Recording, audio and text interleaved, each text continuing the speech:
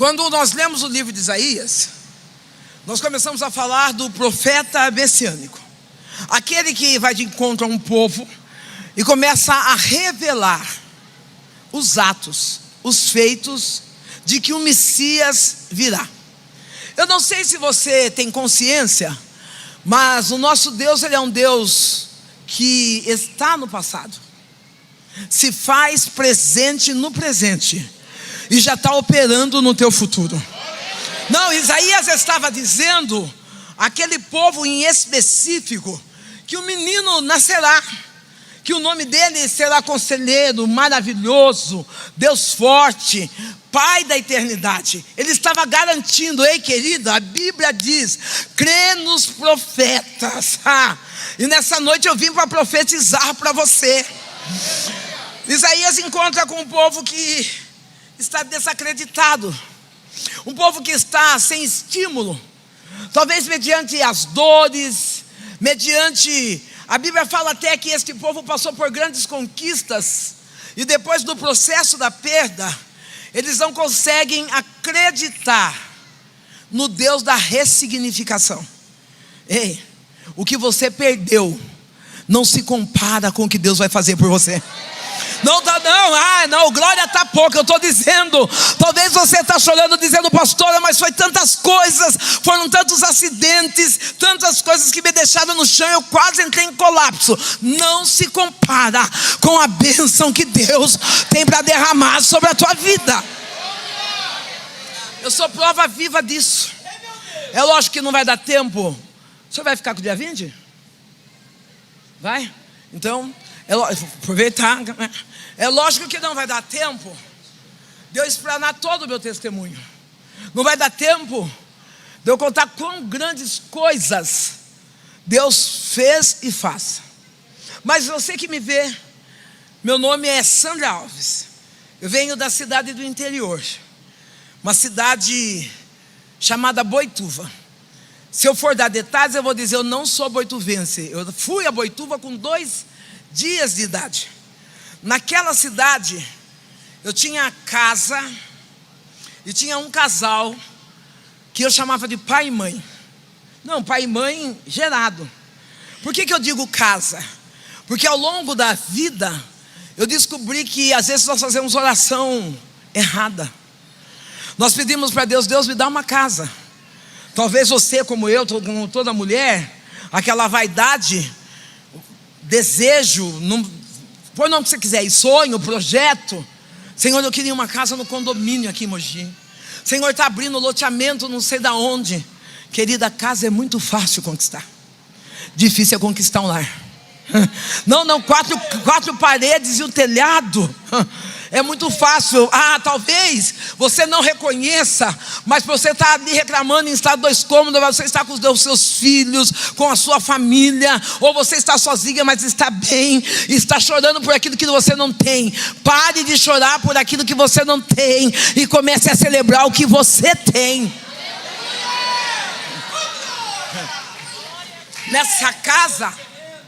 Nessa casa era uma casa desvirtuosa, uma casa onde existia brigas, uma casa onde existia palavrões, casa onde existia agressão física.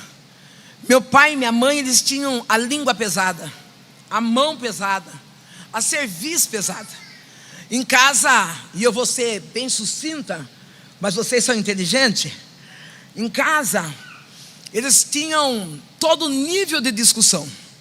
Eu nunca, hoje eu estou com 60 anos de idade, eu nunca sentei numa mesa, seja café da manhã, seja almoço ou jantar, para almoçar com os meus pais.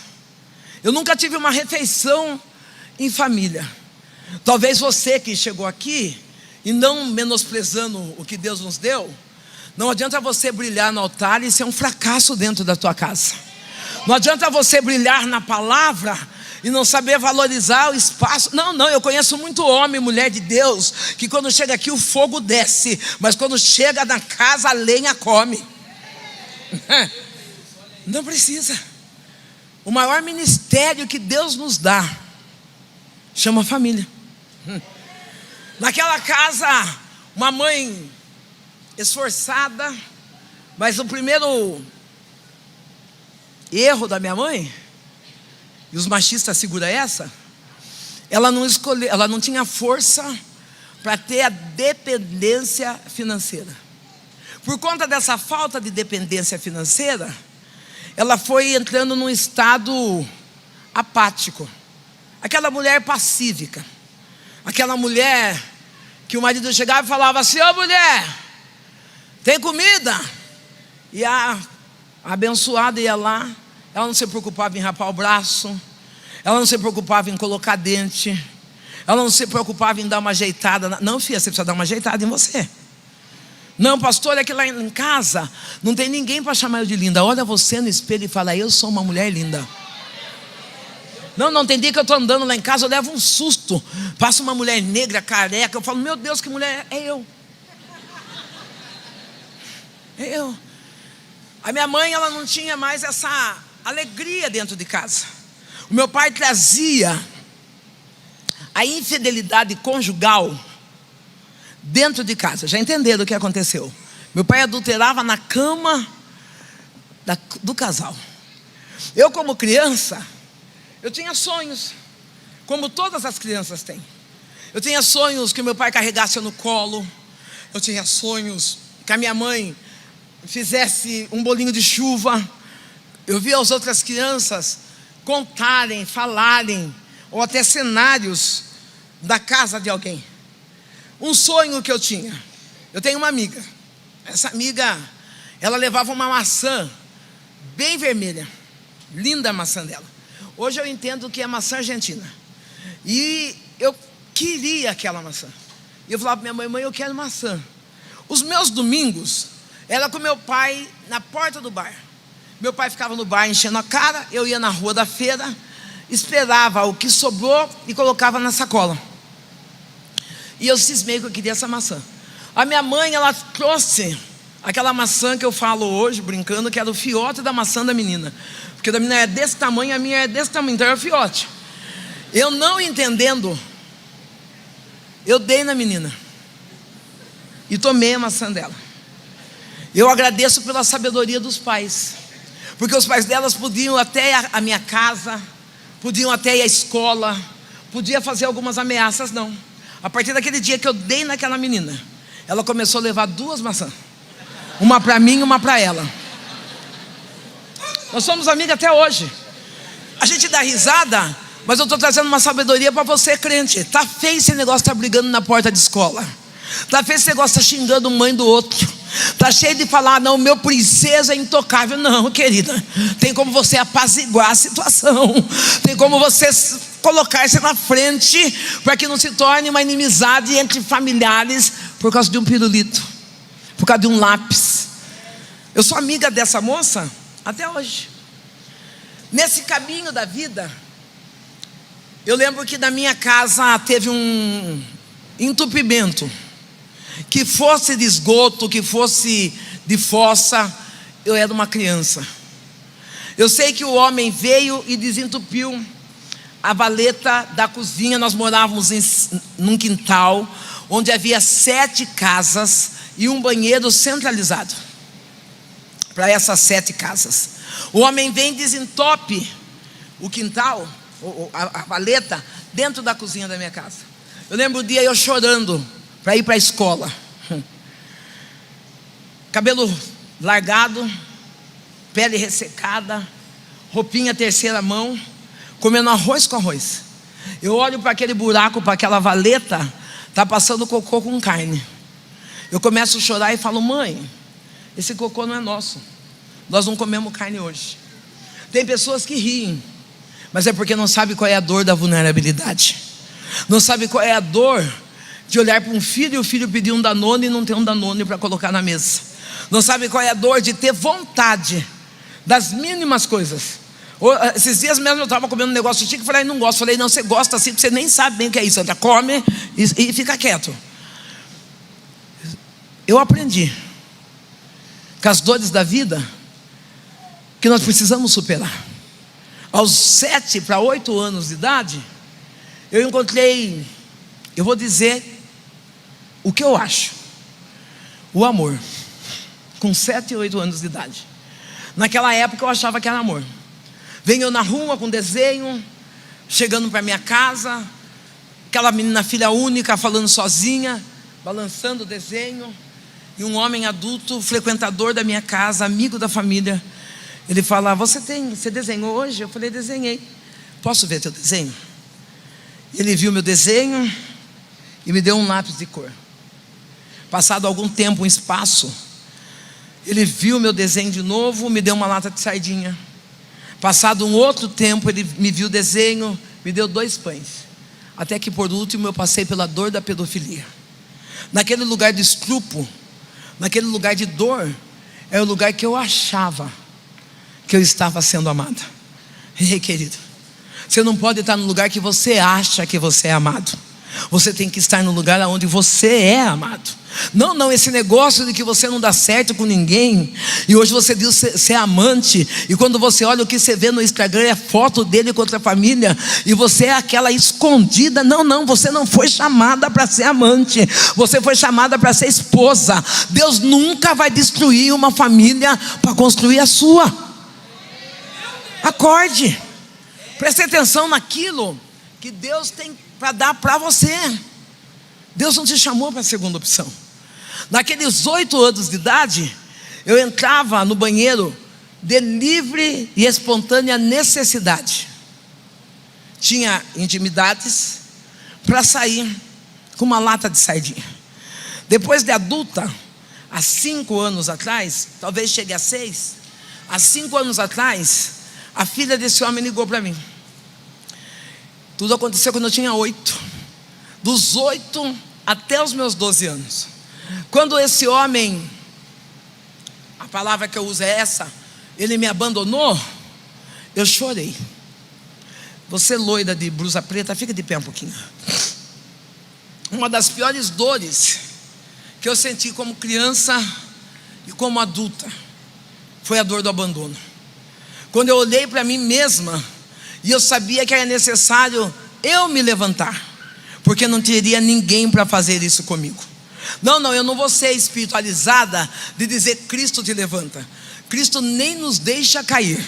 Mas há momentos que nós precisamos de um ombro amigo, nós precisamos de um abraço, e é isso que Deus veio fazer nessa noite para você. Tu chegou aqui sem direção. O Eterno mostra que há 15 dias você falou: eu vou atentar contra a minha vida, porque eu não suporto mais o sufoco do que eu estou passando. Mas hoje Satanás cai por terra, porque Deus banha ele com o teu amor. Aquilo que parecia impossível é o que Deus vai fazer. Tem resgate sobre a tua vida, diz o Senhor dos Exércitos.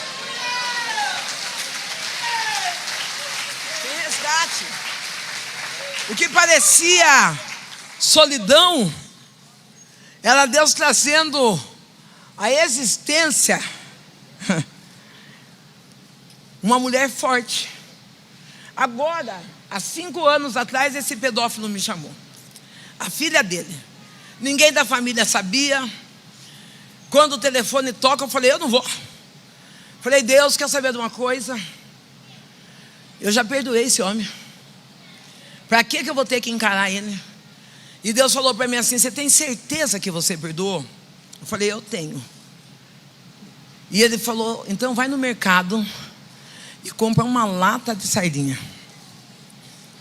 Eu fui no mercado, comprei uma lata de sardinha, coloquei dentro da bolsa e saí andar. Fui trabalhar, fui fazer minhas coisas. Quando eu cheguei em casa, que eu fui abrir a lata de sardinha, me veio a memória: faz uma macarronada de sardinha. Quando eu fui fazer a macarronada de sardinha, eu lembrei da cena daquele homem no banheiro. Eu falei: Deus, eu não perdoei ele. Eu peguei minhas coisas, liguei para a filha dele e falei para a filha dele: eu vou indo aí, eu quero falar com teu pai. Quando eu cheguei a falar com aquele homem, ele já estava deitado, doente, e ele chamou a família dele. E quando ele chamou a família dele, ele disse assim: eu quero contar para vocês que eu estuprei a Sandra quando ela tinha 8 anos de idade. A família, a esposa, os filhos, que são meus amigos, levaram um susto, começaram a chorar. E ele falou: eu quero pedir perdão para você. E eu falei: eu quero aproveitar e pedir perdão para o Senhor, para que eu não precise carregar o peso da dor do meu passado. Ei, sabe o que eu vim dizer para você? Está na hora de você libertar o seu passado. Até quando você vai ficar chorando por aquilo que passou? Até quando você vai ficar chorando pelas tragédias que te aconteceu? Está na hora de você perdoar a si mesmo do que aconteceu no seu passado. Abracei aquele homem, vim embora com o coração leve. E o que eu não sabia, que no lugar da minha dor, onde eu derramei lágrimas, aquele homem morre. Depois de uns 2 meses, a família liga. Aí já não liga mais para a Sandra, aí já não liga mais para a amiga. Eles ligam para a pastora Sandra. Eles dizem: pastora, meu pai acabou de morrer, a senhora vem fazer o funeral do meu pai? E eu fui fazer o funeral do meu pai. E quando eu cheguei ali, que eu terminei de fazer o funeral, a família toda aceitou Jesus e está servindo a Ele. Sabe o que Deus está dizendo? No lugar onde você foi ferido, você vai ser honrado. No lugar onde você foi ferido, o Espírito de Deus, Ele vai chegar diante de ti dizendo: sou eu quem resgato, sou eu quem faço, sou eu quem posso mudar o rumo da tua história. Esse casal que está, fica de pé um pouquinho. Deixa eu pensar. Cabelo curto, não consegui pensar outra coisa. Relebaia choui redi de face. Enquanto eu estou falando da Sandra criança, aí veio a Sandra pastora, que foi encontrar com alguém que retalhou, partiu no meio a minha história. O meu papel foi perdoar. Meu papel não foi ter razão. Enquanto eu estou pregando essa palavra, o Eterno diz a vocês: perdoe. Releio. Retide soui kenirra. Porque através do perdão que vocês liberarem, Deus vai dar asa para vocês passarem para outro nível. Eu vejo vocês dentro do avião, de Caio, de Sirra, de Faiatopia, vivendo um tempo novo. O Eterno diz: eu não chamei para ser cauda, eu chamei para ser cabeça. Ah não, quando tu dissesse: eu fecho a porta e paro, o Eterno está dizendo: pois eu dou franquia e você sobe, diz o Senhor dos Exércitos.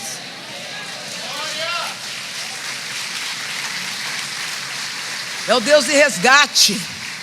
É o Deus que pega aquilo que é fracasso, aquilo que é falido, aquilo que não tem mais jeito, para fazer o novo.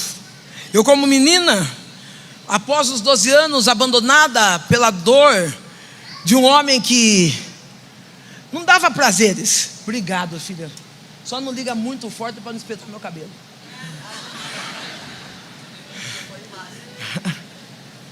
Mas está calor, né? Aquele homem, ele me abandona, e uma das coisas que eu perco é o valor pelo meu corpo. Até quando você vai desvalorizar o templo que é o seu corpo? A cada momento que nós desfazemos ou permitimos de que a vida desfaça de nós, nós estamos desvalorizando o que Deus deu para nós. Eu estou ali na prostituição, numa vida largada, bebendo, fumando, roubando, tendo relações sexuais em qualquer lugar que você pudesse imaginar. As pessoas que olhavam para mim diziam: não tem mais jeito, a história dela se perdeu. Meu pai era um homem que, quando alguém ia nos ajudar, no aniversário da minha mãe, a minha mãe começou a trabalhar, meu pai trouxe, a patroa da minha mãe trouxe uma lasanha de presente para minha mãe. Foi a primeira vez que eu vi uma lasanha. Eu olho para aquela lasanha, meu pai pega a lasanha e faz cocô em cima da lasanha, para a gente não comer a lasanha. Vergonha. Só que quando deu 37 anos de idade, sobre a vida do meu pai, Deus nos colocou numa casa bem próximo a uma igreja evangélica, caminho da rota. Para a escola, passa na frente, desce e passa na frente. E aquele homem, um dia, ao passar diversas vezes, ele disse: Interessante, né? O mundo está cheio de aflições. O mundo está cheio de adversidades. Aonde é que esses crentes encontram forças para dar glória a Deus? Creia. Tem pessoas passando aí fora dizendo: eu não sei o que está acontecendo na igreja Ágape. Aqui em Mogi o imposto está subindo, a calçada está cheia de buraco, a minha mãe está internada. Mas mesmo assim você mostrou para o céu que você não serve a Deus pelo aquilo que Ele faz. Você serve a Deus por aquilo que Ele é. Quando você chegou até aqui, aplauda Jesus. Quando você chegou até aqui, você não veio para provar nada para Satanás. Você veio provar para Deus. Às vezes a pessoa fala: grita para o inferno saber. O inferno não precisa saber nada da minha vida. Deus precisa saber que independente do que aconteça comigo, eu adoro por aquilo que Ele é. Meu pai, ele passa na porta da igreja ouvindo os glórias. Aquele homem bêbado de 37 anos, ele entra num culto qualquer. Pior que não deu certo. Tá atrapalhando muito meu cabelo. Eu não trouxe nada para dá falta de ar em mim. Tá forte. Dá falta de ar. Acho que é corpo quente, né? Aquele homem, ele entra na igreja. Primeira vez, entra bêbado. E lá dentro da igreja, bêbado, ele ouve uma palavra: eis que eu, o Senhor, o teu Deus, estou te preparando um lugar. O tecladista está aí ainda? Estou te preparando um lugar. Aquele homem de 37 anos bêbado, ele aceita Jesus Cristo. Pega bem essa palavra. Meu pai chega em casa com Bíblia na mão, ainda lógico cheirando pinga, mas ele fala para uma mulher amarga, para uma mulher com um espírito destrutivo: eu aceitei a Jesus Cristo. Você pensa que a notícia foi alegre? Minha mãe pegou aquela Bíblia e bateu nele. Minha mãe começou a falar palavrão. Minha mãe não conhecia Jesus. Ei, querida, eu sei que é uma responsabilidade muito grande, mas você, como mulher cristã, como que você está sendo no seu lar? Como você está escrevendo a sua história na sua família? Como mulher cristã. Eu quero fazer o desafio, eu sou desaforada. Eu faço. Quando vem uma adversidade, quando o seu marido chega em casa: não, pastor, o que eu tenho em casa é um banana. Será que você não é uma mulher abacaxi? Será que você também não é um problema? Talvez quando ele chega em casa, tudo que você tem é reclamação, é questionamento, é jogar na cara as não conquistas. A gente sabe quando a gente é um derrotado. Não precisa ninguém avisar: você perdeu. A gente sabe quando perdeu. A gente sabe quando fracassou. Mas é importante que quando nós andamos com alguém, independente do que essa pessoa seja, se nós fizermos um compromisso de ter uma missão de apoio, nós temos que apoiar ele. Assim eu digo para o seu marido também. Quando você casou com essa mulher, eu vejo muita gente dizer: mas a mulher tem que ser submissa ao marido. Mas a Bíblia também diz: o homem tem que amar a sua esposa como Cristo amou a igreja. Se você veio nessa noite com a tua esposa, dá uma olhada para ela, se ela é a igreja que você gostaria de frequentar, se ela é a igreja que você queria habitar. Enquanto você olha para ela, dá uma olhada se ela está adornada como você gostaria que ela estivesse. Pastora, vai sair muito lenço. Pastora, nós não temos condições financeiras, mas tem palavra de afeto, tem palavra de amor, tem palavra de reciprocidade. Você fica de pé, minha linda. Eu desci porque eu não enxergo de longe. Relemaio, Redecaia Chou de Kirra, Eli Refou de Sir. A minha mãe, o meu pai entregou a vida para Jesus, eu falo, numa quarta-feira. E a minha mãe não entendeu. Bateu, xingou. E ela disse: se você quer esse Jesus, pega as suas coisas e vai embora. Por conta de eu estar chorando, Deus permitiu que o meu pai dormisse em casa. De madrugada minha mãe sentiu um mal-estar. e vai acender vela para os anjos, para os Exus que ela servia. E quando ela volta para o quarto, meu pai está morto. Minha mãe sentiu a dor da morte, sentiu a dor da perda do esposo.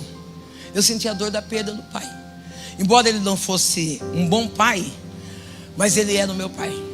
Você sabe o que é a dor da perda, né? Enquanto eu estou olhando para você, quantas perdas, quantas pessoas que você nem imaginaria que estaria afastado de você hoje, e estão. Mas aí não é sobre isso que Deus me coloca aqui. O Eterno diz assim: eu estou movimentando essas documentações, porque no meio dessas perdas teve traições, no meio dessas perdas quiseram te roubar, mas o Eterno diz: continue calada, pois eu sou o Deus de justiça, e o que é teu, ninguém rouba, diz o Senhor dos Exércitos.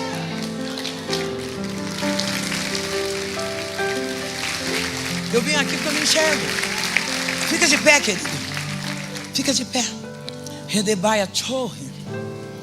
Eleia chobia de que refaz. Eu queria terminar meu testemunho, mas eu não posso voltar com aquilo que o Espírito Santo, como profeta, me trouxe nessa casa. Eu tive uma dívida. Quando eu estou falando em dívida, eu estou falando de banco, estou falando de dinheiro. E eu tive essa dívida. Me converti e eu vivia do quê? De prostituição. Eu não tinha como pagar aquela dívida. Eu precisava, a partir do momento que eu conheci Jesus, mudar de vida. Depois que a gente conhece Jesus, a gente precisa do quê? Depois que a gente conhece Jesus, a gente precisa do quê? Então esse decote até o umbigo não combina mais. Essa calça com a esfirra marcada não é mais a sua cara. Ai, tá calor, vou usar tomar que caia. Não cola. Você conhece Jesus. E eu com aquela dívida para pagar, envergonhada. Os homens dão risada, mas tem homem que parece que vem de moto. Chega aquela calça apertada com o capacete. Eu falo: você não vai deixar o capacete lá fora? Solta um pouco a calça, né? E eu falei para Deus: eu sou crente. O Senhor multiplicou o azeite da viúva. Eu preciso pagar minha dívida. Não foi um mês esperando, não foi 2 meses. Eu vou achar que foi 1 ano. A conta no banco, eu desempregada, fazendo uma faxina aqui, catando uma lata lá. E numa campanha, a mulher disse assim, a missionária Irani, ela disse assim: Sandra, descansa, que hoje é a última volta que você dá nessa conta. Deus paga a sua dívida. Você está entendendo o que Deus está falando para você? Ele paga. Calma o teu coração, porque há momentos que você olha e fala: eu estou trabalhando e estou plantando, mas não tenho como colher daquilo que eu planto. O Eterno está dizendo: o ano de 2026 será o ano da maior colheita da tua vida. Essa plantação não morre nesse final de ano. Deus paga a sua conta.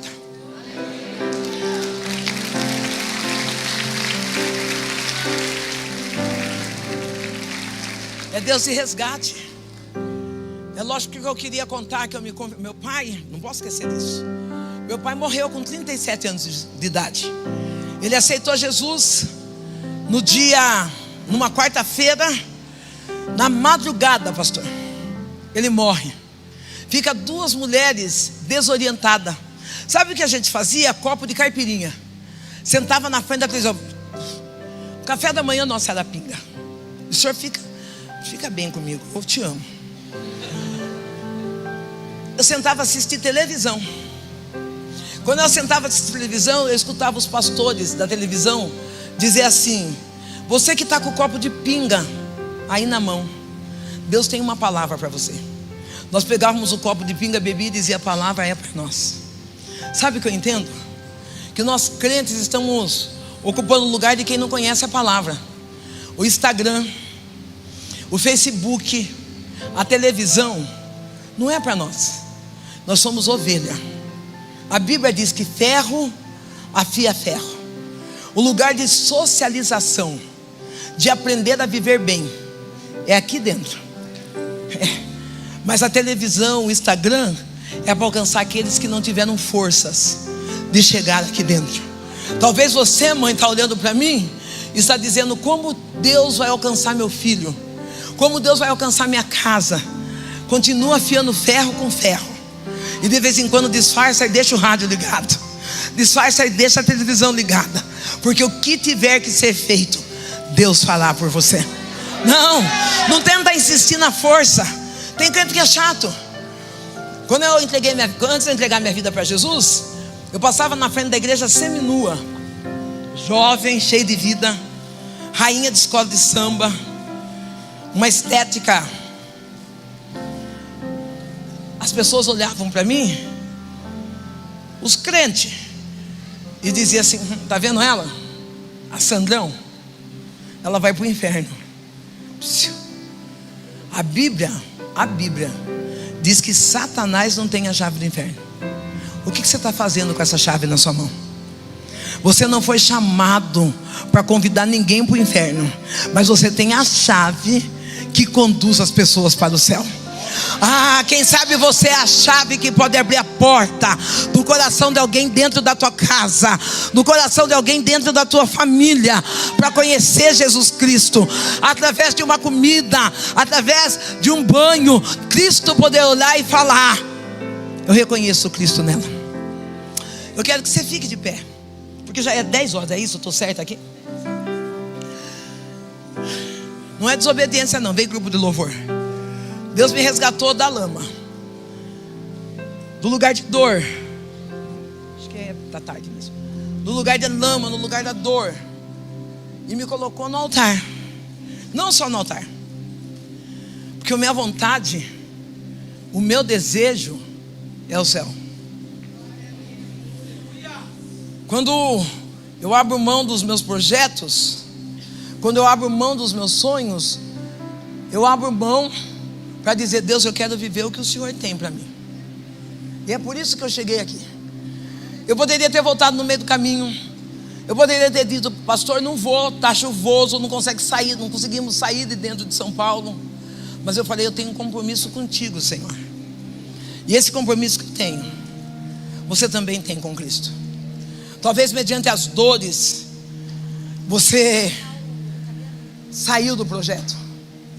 Mediante as dores, você saiu do propósito, que é servir a Deus. Dá uma soprada para mim. O que vocês estão cantando? Começo.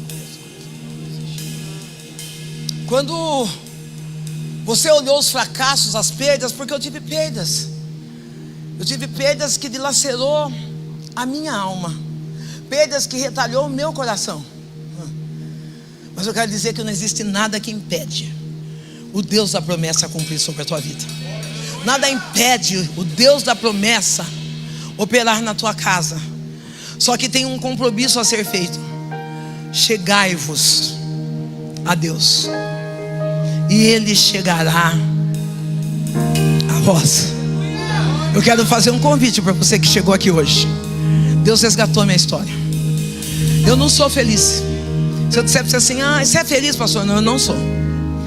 Perdão. Você está feliz, pastor? Eu não estou feliz. Eu sou. Eu aprendi a me contentar, tanto nas lutas como nas alegrias.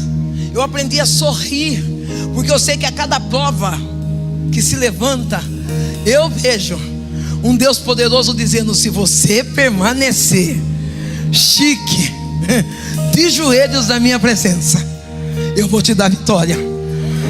Querido, quem quer ver nós desviado, afastado, fora do projeto, é o adversário. O que Deus está fazendo por você e para você não é para te colocar fora, mas é para te inserir para dentro. Tem alguém nessa noite que quer entregar a vida para Jesus? Pastor, eu entendi. Vem aqui à frente. Pastor, eu entendi. O que estava dando errado é que eu estava fora, eu estava afastada, eu estava esquecida, achando que eu não tinha mais valor para Cristo. Mas hoje eu entendi. Vem à frente, que eu quero orar por você. Você que quer entregar sua vida para Jesus. Eu não estou oferecendo a placa ágape, porque a placa ágape não comporta todo o povo que Deus tem para resgatar, mas cabe você. Quem é o segundo? Vem, você não vem?